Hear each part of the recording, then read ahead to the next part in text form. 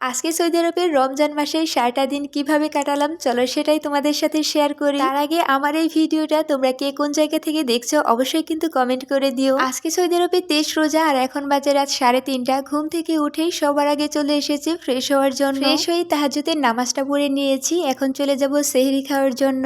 আজকের সেহরিটা ডিম দিয়ে শুরু করতেছি, এরপর ওটস দিয়ে একটা স্মুদি বানিয়ে নেব। যেহেতু ৬০টা দিন রোজা থাকি আর শরীরে অনেক বেশি ক্লান্ত থাকে, আর সেই জন্য সবসময় চেষ্টা করি বেশিরভাগ সেহরিতে এই ধরনের আইটেম রাখার জন্য। এরপরে অল্প পরিমাণে ভাত নিয়েছিলাম, সাথে কিছু সবজিও নিয়েছিলাম। আলহামদুলিল্লাহ এইগুলোই ছিল আজকে আমার সেহরি। সেহরি খাওয়ার পর একটু রেস্ট নিচ্ছিলাম, তারপরে ফজরের আজান দেওয়ার পর নামাজটা পড়ে নিয়েছি। সেহরি খাওয়ার পর সকাল থেকে দুপুর পর্যন্ত আমার ঘুমেই কেটে যায়। এরপরে ফ্রেশ হয়ে নামাজ পড়ে চলে এসেছি রান্না করতে। আজকে আমি সবগুলা রান্নায় ইফতার আর সেহরির জন্য রান্না করব। তো ফার্স্টে আমি পাতাকপিগুলো ভেজে নিচ্ছিলাম। বাংলাদেশ থেকে যে ছোট মাছগুলো নিয়ে এসেছিলাম প্রায় সবগুলাই শেষ হয়ে গিয়েছে, আর সেই জন্য আজকে অল্প পরিমাণেই রান্না করব। আজকে আমি ছোট মাছের সাথে পুঁইশাকের ঝোল করব, সেজন্য ছোট মাছগুলো একটু সুন্দর করে ভেজে নিলাম। তরকারিগুলো রান্না করার জন্য আমি এখানে সব ধরনের মশলা দিয়ে একটু কষিয়ে নিয়েছি, এরপরে পুঁইশাকগুলো দিয়ে দিলাম। তরকারিগুলো রান্না হতে হতে অপর পাশে আমার জন্য সবজিগুলো কেটে নিয়েছি। এখানে আমি অনেক ধরনের সবজি কেটে নিয়েছি, সাথে কয়েক রকমের ডালও দিয়ে দেব।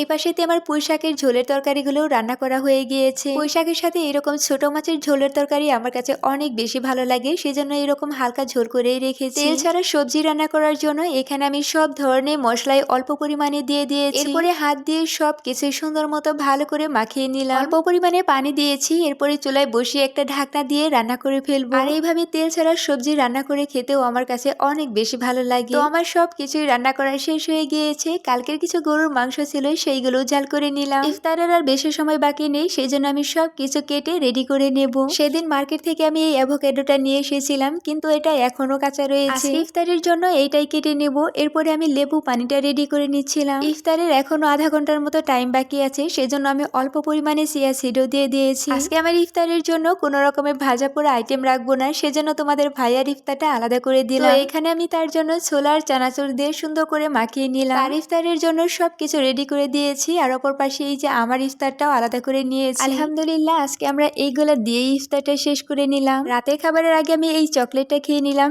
এটা আমার কাছে অনেক বেশি ভালো লাগে। এখন আমি রাতের খাবারটা খেয়ে নেব। তো ফার্স্টে আমি ভাতের সাথে ফুলকপি ভাজি নিয়েছি, এরপরে পুঁইশাকের ঝোল আর সবজি দিয়ে সুন্দর মতো রাতের খাবারটা শেষ করে নিলাম। তো আজকের ভিডিওটি এই পর্যন্তই, দেখা হয়ে যাবে অন্য কোনো ভিডিওতে। সবাইকে আল্লাহ হাফেজ।